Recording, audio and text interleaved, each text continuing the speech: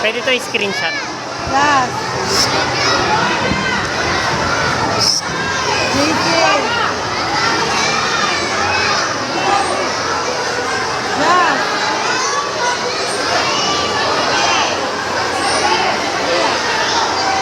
Thank you po. Ngunit bago na po sila magpalit ng kanilang uniform.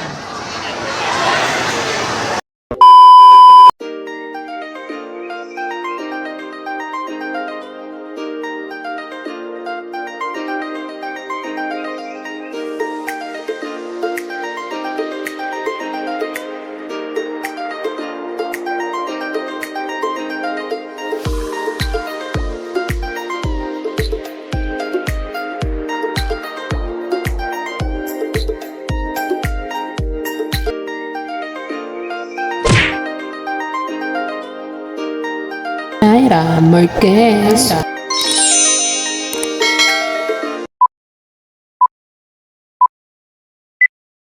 What's up mga kabaay? Mga kajay pala, kawastulisan. What's up mga kajay? Welcome back sa aking channel! For today's video, magiging audience naman kami sa Quizmosa. So excited na ako, gusto kong makita si OG Diaz at syempre yung mga co-host, lalo na si Kid Yambaw. At syempre gusto namin malaman kung ano nga ba yung mga chismis sa mga industry, sa mga celebrities. So gusto ko rin malaman yung kung paano ba yung mga pag-games nila doon. At syempre, ang masaya doon, meron naman tip kahit paano, meron free foods.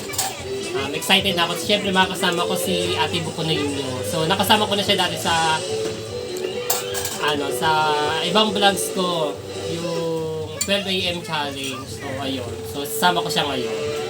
So, syempre, mag-aasikaso na ako at baka mali kami. So, let's go na mga kajay! So nasa biyahe na nga kami mga kajay. So excited na nga ako makarating sa TV5 para manood ng Quizmosa. May audience sila kami. At siyempre kasama ko yung aking pinakapatid.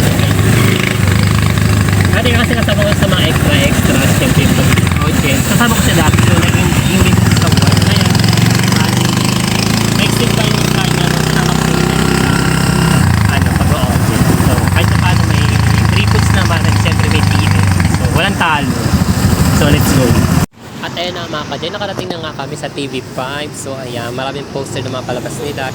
So nandito na nga kami mga kajay sa TV5. So ayan, still waiting sa mga kasama namin. So nagugutom na itong kasama ko. Bigyan niya ng pagkain. Ayan, o, diba? Ang sexy. Ayan, slay. Alam nyo yan. Hindi nyo kaya. So ayan. Sabi magmamadali. Putsaks tsaka ano. Diretso volleyball na, no? At ayun na mga kajay, nakapasok na kami sa loob. So mag-attendance lang kami. At syempre, bibipirmahan na kami at nilibig na kami sticker. So ayan. So ito na nga mga kajay, sa hinabahaba ng paghihintay, ayan na nga, makakapasok na kami sa loob ng studio ng Quizmosa. So ayan, bongga.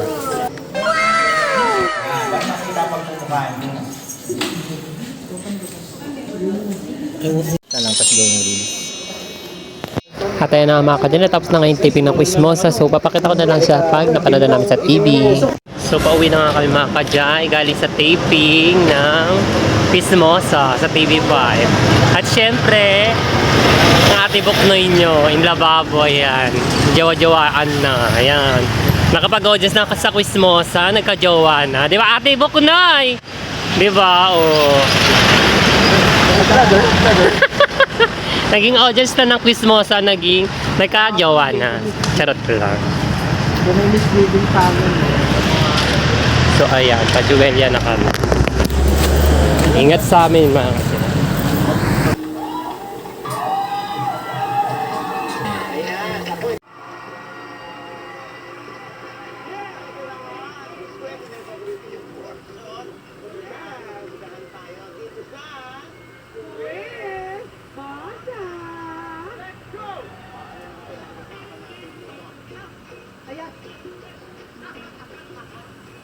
Ito na nga, nakakaloka. Ano yan? Oh, siyempre. Naku, ano ba itong nabalitaan natin? Ha? Oo, eto na nga. May warrant of arrest. Sinong may warrant? Ay, nako, siyempre, bukod kay Mary na Igmiranda, oo, maging si Rupa May Quinto ay ina ng warrant of arrest. Oo, oo. Kaya gusto, siyempre, si Rupa May, no, sa pagkakakilala ko kay Rupa May, haharapin niya yan. O, hindi niya yung tatalikuran, lalo na kung alam niya sa kanyang sarili na wala akong kinuhang pera sa inyo. Kasi nga, kahit nga siya bilang endorser, hindi siya fully paid, natalbugan siya ng cheque. Oo. Paano mangyayari nga siya pang manghihimok ng mga investors para mag-invest dun sa derma clinic? Nakakaloka. So parang wala siyang kasalanan, ganun papaon, no? Oo. Diyos ko naman, si Rupa May, raketera lang yan. Raketera. Oo. Lalo na naka-US, immigrant. Oo. Doon na siya sa US nakatira dito, parang pumapasyal-pasyal lang siya pag may mga racket. Work lang. Nakakalibre ng pamasahe. Oo. Ah. Dito lang siya racket. May ginagawang pelikula ngayon si Rupa May. Oh. Oo, yan ay tatlong pelikula naka-line up, tapos may mga endorsement pa. Kaya paano siya magkakaroon pa ng panahon na magkuha ng investor? Tama! Nakakaloka, hindi ba? Sana naman maayos yan, ano? Oo, ha? Ako, ito naman. Ito, ayos na ayos ito. Yan! Inaw na Ayan. ni Anthony Jennings na yes, Yes na ano? split na kami. Hindi na raw sila, split na sila ng kanyang long-time girlfriend na si John Villanueva. Umamin na. Hindi ni Anthony Jennings. Nilinaw niya. Ang malabo.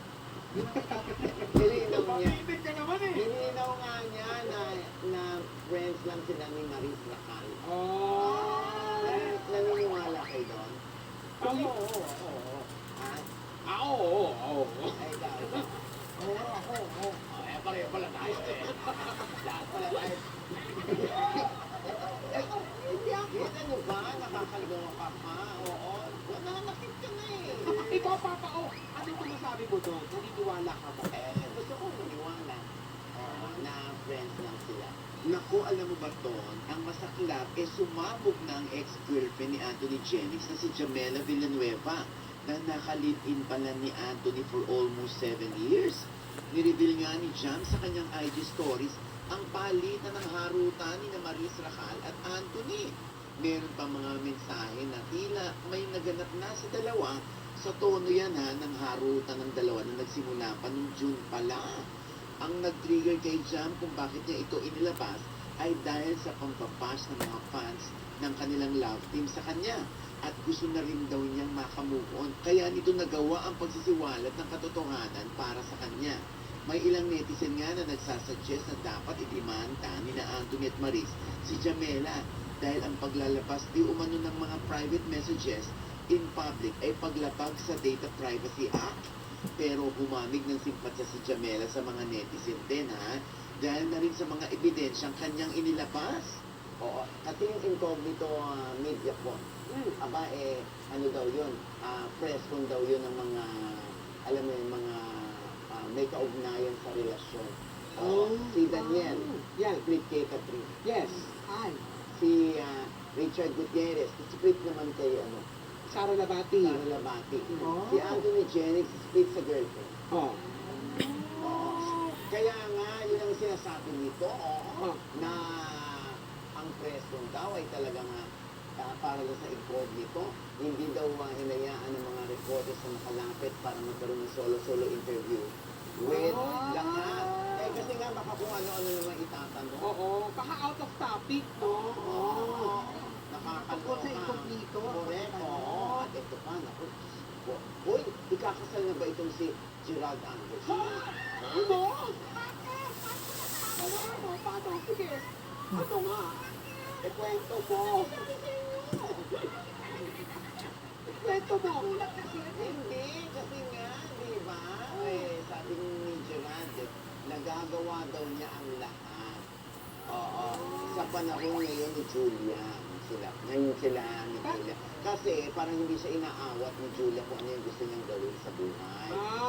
Bakit ba, te, sa mga dati ba, hindi na ba nakakaya? Kung ako, ikaw may sabi. Ikaw may sabi na ka. Ikaw may sabi niyan. Kaya, Sino pinariringgan nito? Sino pinariringgan nito? Pero papa, inaawat pa siya saan? Saan siya inaawat? Sa mga gusto niyang gawin sa buhay. Yung mga ano niya. Yung mga, di ba gusto niyang maging ano? Ano? Ano ba yun? Sa barko? Kapitan? Oo, oo.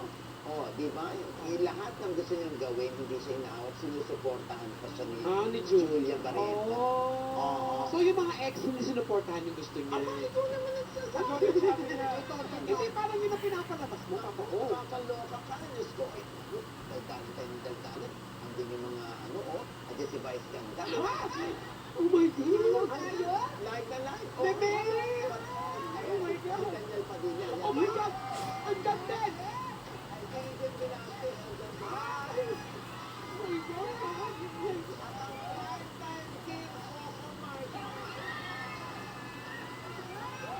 Masyado kayo nakapapad dyan, ha? Baka naman alam niyo na kung ano yung mga itatanong natin sa inyo, ha? Ayan, oy, halika na kayo rito. Ano ba ginagawa ninyo? Halika na. Ay, oh my God. Ate Ren! Halika na. Tara na. Uy, isa na. Let's go! Pero ikaw, Ang kako! eto na nga. Ayan. Hanggang tatlo ang pwede natin sunggalin. At syempre mga Jay, na ngayon TV exposure ko sa quiz mo. At syempre, sobrang sayo kasi kitang-kita tayo ng camera. At syempre, masaya rin mag-audience doon. Libre yung pagkain. Syempre, may TF. At nakapagpa-picture pa sa mga artista. Sa mga co-host, kay Jakes Chanel. At syempre, sa mga guests. Sa mga kalukalike ni Daniel Padilla, ni Vice Ganda, at syempre kay kay Ate Reg, at kay Coco Martin. At syempre, ang pinakamasaya doon, nakapagpa-picture ako doon sa pinakagwapong co-host nila kay Kiko. Sobrang bait, syempre. Syempre, mga kajay bukas, sasamahan ko si kulit ng batang to. Si Alia sa Disney character nila para sa school nila. So, ang gagampanan niya ay si Sophia the Grace. Ay, Sophia the First pala. So, ayan. Syempre, tong batang to napaka-charing lang. Syempre, Hello, Mama Da! Papakita ko sa Mama! Naganapan sa kanyang Disney princess. So, kapalidain ko lang ito. So, ako muna yung tagabantay. So, ayun na nga mga kadya. Pupunta na kami sa school ni Aliyah para sa kanyang Disney princess. At syempre, excited na rin ako makita ng mga batang naka-Disney princess din.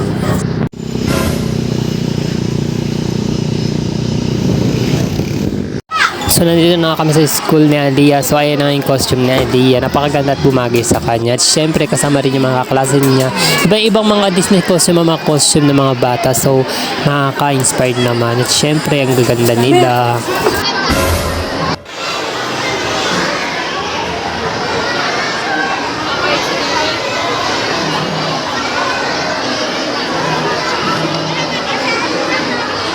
Aliyah!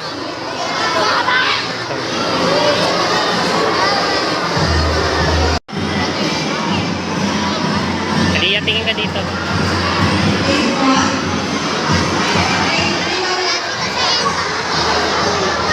Game 1.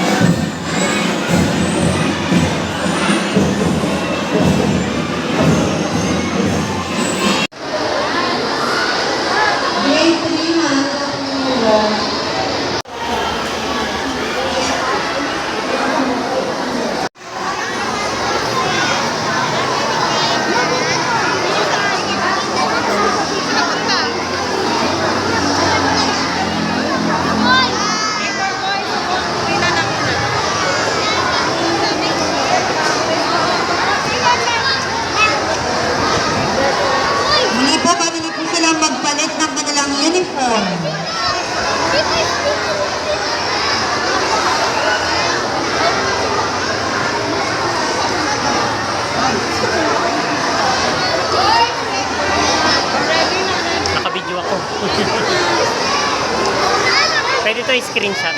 Last. JK. Last.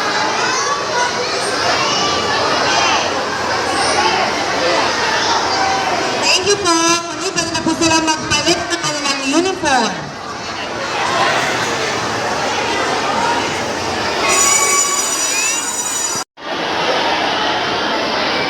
Andiyan si mama mo sa ano? Sa set.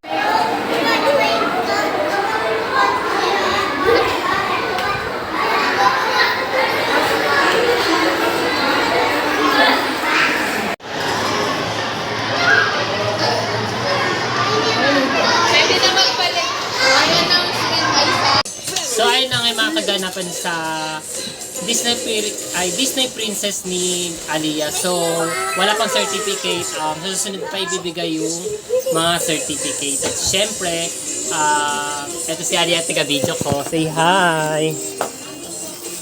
Hi! So ayan. So marami na naman naganap. At syempre, ang ganda niya kanina. So ayan. At syempre sa mga hindi pa nag-subscribe sa aming YouTube channel, mag-subscribe na kayo para updated kayo sa aming susunod na video. And don't forget to follow my Instagram, fan page, and TikTok. Yun lang mga kajay. Babuy!